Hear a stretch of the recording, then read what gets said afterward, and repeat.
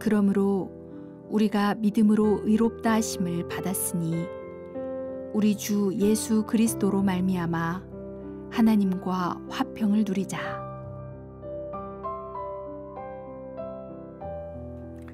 로마서는 크게 4단원으로 나누어집니다. 1장에서 4장까지가 그 첫 단원인데요.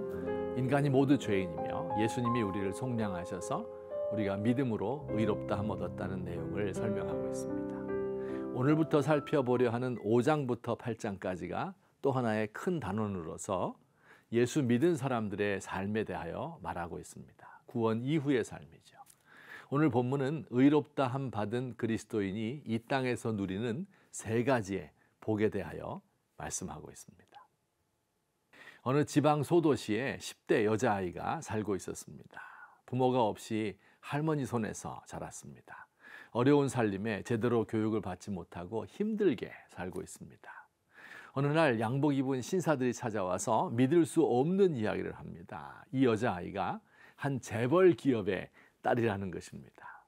놀이공원에서 딸을 잃고 10년 동안 찾아다니다가 결국 찾게 된 것입니다.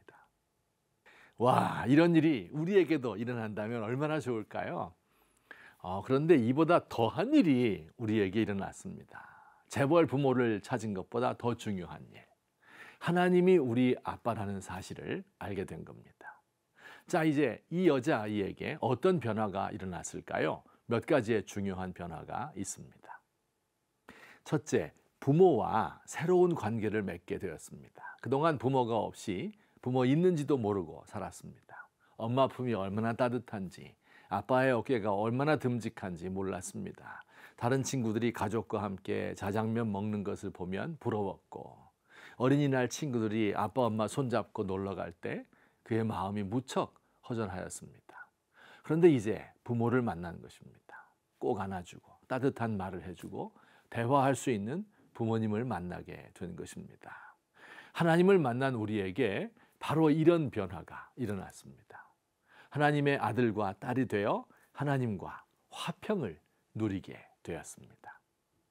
둘째, 부자 부모를 찾았으니 필요한 것을 다 얻을 수 있을 것입니다. 오늘 말씀 2절에 우리가 믿음으로 서 있는 이 은혜에 들어감을 얻었다고 말씀합니다. 여기서 중요한 단어가 들어감이라는 말입니다. 왕에게 아련하려 왕의 앞에 들어가거나 혹은 과거 구약시대 성전에 1년에 한 차례 대제사장이 지성소에 들어가는 것을 표현할 때 쓰는 단어입니다. 우리가 과거에 하나님께 접근할 수 없었습니다. 왕의 부름을 받지 않고 왕궁의 내실에 들어가면 다 죽음을 당합니다. 1년에 한 차례 대제사장 외에는 하나님 앞에 갈 수가 없었어요. 그러나 이제 마치 막내딸이 아빠에게 들어가듯이 아무 때나 방문을 활짝 열고 당당하게 들어가서 무릎에 착 달라붙어 앉을 수 있게 되었습니다. 뭘 달라고 할 때도 은행에 맡긴 제 돈 찾아가는 것처럼 당당하지요. 이 은혜에 들어간다 하는 말이 바로 이런 뜻입니다. 당당하게 하나님 앞에 나아가서 구하는 것입니다. 언제든지 그에게 들어가서 독대할 수 있는 특권이 주어졌습니다.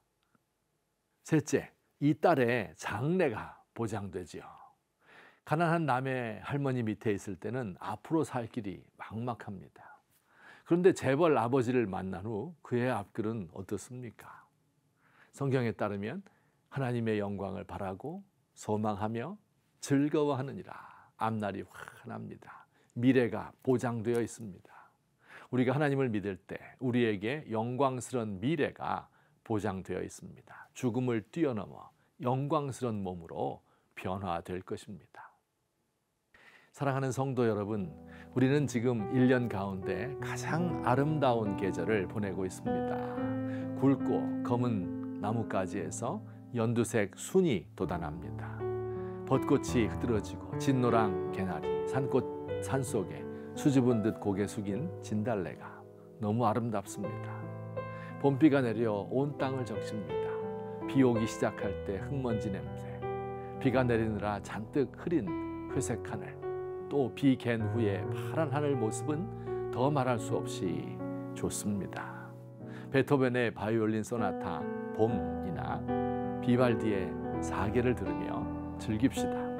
쌉싸름한 산나물 초고추장에 무치고 조개 많이 넣고 냉이국 끓여 먹으며 하나님의 사랑을 느끼고 누리십시다.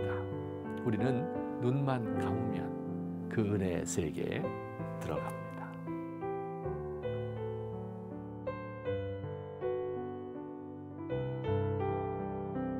우리 주님은 우리의 연약함을 동정하시는 분임을 믿습니다.